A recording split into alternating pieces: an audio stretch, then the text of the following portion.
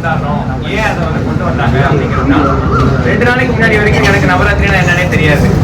Ma'am என்கிட்ட அதை பற்றி பேசியா அப்படின்னா எனக்கு டக்கு ஞாபகம் வந்தது சக்கரை பொங்கல், சுண்டல் தான். ஏன்னா யூஸ்வலாக நவராத்திரி அப்படின்னா எனக்கு கொடுக்குறது சக்கரை பொங்கல் அதான் கொடுப்பாங்க. பக்கத்தில் எங்கள் வீட்டு பக்கத்தில் ஆண்டி கொடுத்துருவாங்க, போனால் அதெல்லாம் தருவாங்க, வாங்கி சாப்பிடலாம் அப்படின்னு போயிடுவோம். ஆனா இப்போ மேம் சொன்னதுக்கு அப்புறமா இதை பத்தி என்ன தெரியும், அப்படி என்ன இதுல ஸ்பெஷலா இருக்க போகுது அப்படிங்கிற ஒரு மைண்ட் இருந்தது. அப்புறம் அதை அப்படியே நான் வந்து நிறைய படிப்போம்ல, ரெஃபர் பண்ணதுக்கு அப்புறமா ஒரு விழா, ஒரு திருவிழா அது ஒரு பண்டிகையா மட்டும் இல்லாம நம்மளுக்கு ஒரு நல்ல வாழ்க்கை பாடத்தை கற்றுத்தரக்கூடிய ஒரு விஷயமா இருக்குது அப்படிங்கறத தெரிஞ்சுக்கிட்டேன். நவராத்திரி அப்படின்னா 9 இரவுகள், அது மட்டும் கிடையாது. 9 இரவுகள், 9 தேவிகள், அந்த 9 தேவிகளுடைய நடந்த வாழ்க்கை தத்துவங்கள், அது மூலியமா நம்ம என்ன பாடம் கத்துக்க போறோம் அப்படிங்கிறது தான் இதுல இருக்கக்கூடிய ஒரு கருவா இருக்குது. முதல்ல பாத்தீங்கன்னா இன்னைக்கு இந்த நாள்ல வந்து நம்ம வழிபடக்கூடிய அந்த தேவதைக்கு பேர் என்னன்னா பார்வதி தேவி தான் முழுக்க முழுக்க. ஆனா ஒவ்வொரு ஸ்டேஜ்லயும் நம்ம எப்படி இப்ப 12th முடிச்சா வந்து இவங்க வந்து ஒரு ஸ்கூல்ல இவங்க 12th முடிச்சிட்டாங்க அப்படின்னு சொல்லி ஒரு டிகிரி கொடுப்பாங்கல்ல, அந்த மாதிரி இவங்க வந்து ஒவ்வொரு ஸ்டேஜ்ல என்னென்ன சாதனைகள் பண்ணாங்களோ அதுக்கேற்ற ஒரு டைட்டில் கார்டு. இன்னும் புரியுது மாதிரி சொல்லணும்னா நம்ம விஜய் வந்து தளபதி அப்படின்னு சொல்றோம், அஜித் தரன் சொல்றோம்ல, அந்த மாதிரி ஒவ்வொரு ஸ்டேஜ்ல அவங்க பண்ற சாதனைக்கு ஏற்ற மாதிரி நம்ம பேர் கொடுக்குறாங்க. ஃபர்ஸ்ட் வந்து பேர் பாத்தீங்கன்னா சைலபுத்ரி அப்படின்னு சொல்லி ஒரு பேரு. இது வந்து தமிழ் பேரு. சைலம் அப்படின்னா மலைகளை ஆளும் அரசன் அப்படின்னு அர்த்தம். புத்ரி அப்படின்னா அந்த அரசனுடைய மகன் அப்படின்னு அர்த்தம். ஸோ இந்த நாள்ல சைலபுத்ரி அப்படிங்கிற ஒரு தேவதை, அதாவது பார்வதி தேவி தான், அவங்கள நம்ம இந்த பேர்ல வழிபடுறோம். ஆனா இதுல வந்து ஒரு சின்ன ஷார்ட் ஸ்டோரி என்ன அப்படின்னா, இந்த தேவி பூர்வ ஜென்மத்துல சதி தேவி அப்படிங்கிற ஒரு பேரோட ஒரு ராஜ குடும்பத்துல பாக்குறாங்க. அங்க வந்து ஏதோ ஒரு சூழல்ல இவங்க அறியாம சிவனை பத்தி தவறா பேசுறதுக்காகவும் அவங்களை சுத்தி இருக்க சபைக்காரவங்களும் அதை வந்து என்கரேஜ் பண்றதுனாலையும் அது தவறுனே உணர்ந்ததுனால இவங்களே வந்து என்ன பண்ணிட்டாங்கன்னா ஒரு யாகம் பார்க்குற அந்த பீடம் இருக்கும்ல, அதுல விழுந்து அவங்களே இறந்துட்டாங்க. ஏன்னா அவங்க தப்பு பண்ணிட்டோம் அப்படிங்கிற அந்த ஒரு மறுபிறவியில இப்ப அரசனுடைய இன்னொரு மலைவாழ் மக்களுடைய அரசன் மகளா பிறந்துக்கிறாங்க. ஆனா இதெல்லாம் தப்பு பண்ணக்கூடாதுங்கிற நோக்கத்தோட அந்த ஞாபகங்களோட பிறந்துக்கிறாங்க. இந்த ஷார்ட் செக்மெண்ட்ல இருந்து நம்மளுக்கு தெரிஞ்சுக்கிற ஒரு விஷயம் என்னன்னா, இந்த நாள்ல நம்ம கத்துக்க வேண்டிய விஷயம் என்னன்னா, நாம நமக்குள்ள மாத்தணும்னு நினைக்கிற எவ்வளவோ விஷயம் இருக்கும். நம்ம தப்புகள் ஏதோ இருக்கும், சில விஷயங்கள் மாறினா நம்ம வாழ்க்கையில ஜெயிச்சிருவோம் அப்படிங்கிற விஷயம் இருக்கும். ஆனா அதை நோக்கி நம்ம போக மாட்டோம். காரணம் அது நம்ம தடுத்துக்கிட்டே இருக்கும். அது என்னங்கிறத ஐடென்டிஃபை பண்ணி அதை அழிச்சு மறுபிறவில, அதாவது திருப்பி நம்ம ரீபர்த் ஆகணும். ரீபர்த் ஆகி நம்ம எது அடையணும்னு நினைக்கிறோமோ அந்த குவாலிட்டிஸ் டெவலப் பண்ணணும். ஜென்ரலா பாத்தீங்கன்னா இந்த உலகத்துல எல்லாருக்குமே டெவலப் பண்ணணுங்கிற 3 குவாலிட்டிஸ் இருக்கு. ஒன்று, எண்ணங்கள் தூய்மையா இருக்கணும், அது வந்தாலே மன அமைதி தானா கிடைக்கும். 3வது எளிமை. இந்த 3 குவாலிட்டிஸ் இருந்தா எப்படி வந்து இந்த ஒரு பக்கெட்ல கலங்கலான தண்ணி வச்சா அது ஆடிட்டு இருக்கப்ப அடியில் இருக்க விஷயம் ஒண்ணுமே தெரியாது. ஆனா ஒரு ஸ்டாப்பா தண்ணி ஆயிடுச்சு அப்படின்னா அடியில் இருக்கக்கூடிய விஷயம் தெளிவா தெரியும். அதே மாதிரிதான் நம்ம மனசும் ஒரு கிளாரிட்டியா, மன அமைதியா, தூய்மையா, எளிமையா மாறிட்டோம். அந்த குவாலிட்டிஸ் வந்துருச்சு அப்படின்னா நம்ம யாரு அப்படிங்கிற ஒரு ரிஃப்ளெக்ஷன் தெளிவா தெரிய ஆரம்பிச்சிடும். செகண்ட் டே வந்து பாத்தீங்கன்னா பிரம்மச்சாரிணி அப்படிங்கிற ஒரு டேக் நேமோட பார்வதி தேவியை சொல்றோம். ஏன் அப்படின்னா இந்த சைலபுத்ரி, அதாவது பார்வதி தேவி வளர்ந்ததுக்கு அப்புறமா இந்த குவாலிட்டிஸ் அவங்க டெவலப் பண்ணதுனால அவங்களுக்கு ஒரு விஷயம் கிடைக்குது. இந்த கவிஞர் வாலி இருக்காருல்ல, நீ கேள்விப்பட்டிருப்பீங்க நினைக்கிறேன். அவர் எழுதின ஒரு வரிகள் என்னன்னா, பயணம் நிறைவா இருக்கணும்னா நம்ம தேர்ந்தெடுக்கிற பாதை சரியா இருக்கணும் அப்படின்னு சொல்லி சொல்லுவாரு. இது என்னன்னா, நம்ம ஃபர்ஸ்ட் இந்த 3 குவாலிட்டிஸ் நம்மளுக்கு கிடைச்சிருச்சு அப்படின்னா நம்மளுக்கு தெளிவா தெரியும் நான் யாரு, எனக்குள்ள இருக்க குவாலிட்டிஸ் என்ன, நான் எதை போய் அடையணும் அப்படிங்கிற அந்த ஒரு தெளிவு வந்து நம்மளுக்கு கிடைக்கும். அது அந்த மாதிரி பார்வதி தேவி என்ன பண்றாங்கன்னா அந்த ஒரு தெளிவு நம்மளுக்கு வருது. அவங்களுடைய ஒரே நோக்கம் சிவனை அடையணும் அப்படிங்கிற ஒரு நோக்கமா மாறுது. பயங்கரமான தவத்துல அவங்க போய் இருந்துடுறாங்க. அந்த தவத்தோடைய பலனா அவங்க வந்து என்ன சொல்றது, சிவனை வந்து அடையவும் செஞ்சிடுறாங்க. இந்த ஒரு செக்மெண்ட் ஸ்டோரி, செகண்ட் டே ஸ்டோரியில அந்த பிரம்மச்சாரிணி அப்படிங்கிற அந்த தேவதையோடைய பாட்டு நம்ம என்ன தெரிஞ்சுக்கலாம் அப்படின்னா, ஃபோக்கஸ்டா, தெளிவா, விடாமுயற்சியோட நம்ம எந்த ஒரு விஷயத்தை செஞ்சாலும் அதை அடைய முடியும்.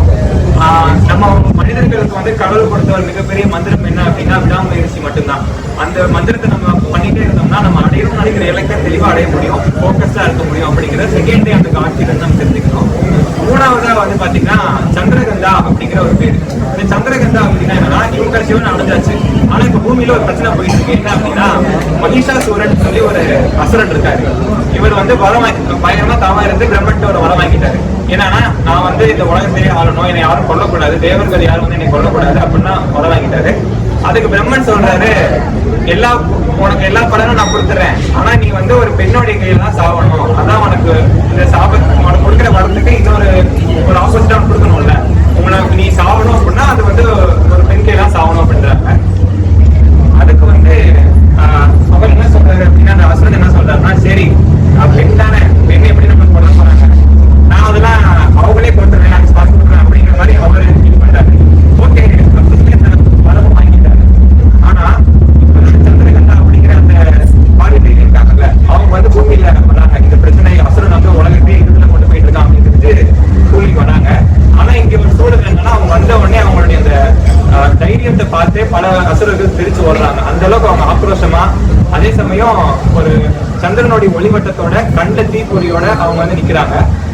இதுல இந்த ஒரு ஸ்டேஜ் இருக்குல்ல, லேண்டிங் பொசிஷன், அவங்க வந்து நிக்கிறாங்கல்ல பூமியில, இந்த தைரியத்தை தான் நம்ம முதல்ல கத்துக்கணும். என்னன்னா ஃபர்ஸ்ட் அந்த குவாலிட்டிஸ் சொன்னோம்ல, மன அமைதி, தெளிவா இருக்கு, அது கத்துக்காச்சு.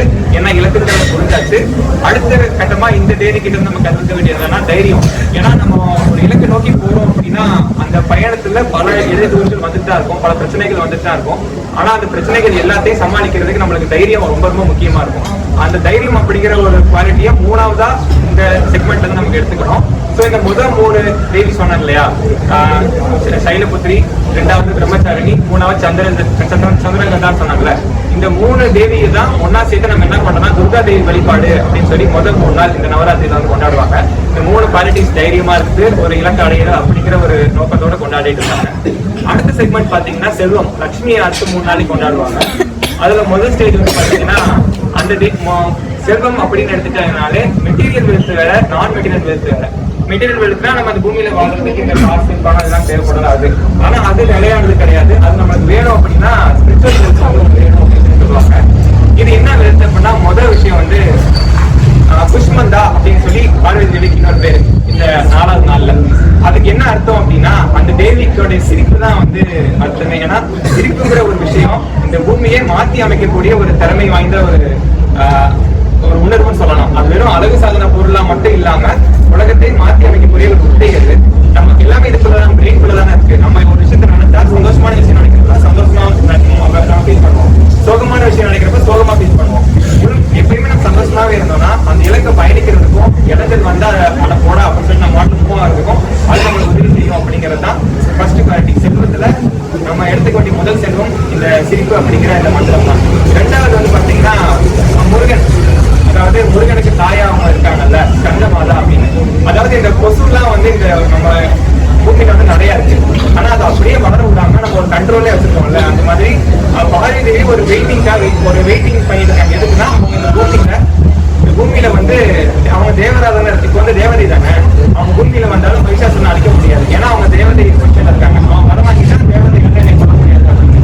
இப்போ அவங்க பூமிக்குள்ள ஒரு என்ட்ரி அதுக்கு அவங்க வெயிட்டிங். ஆனா அந்த சேம்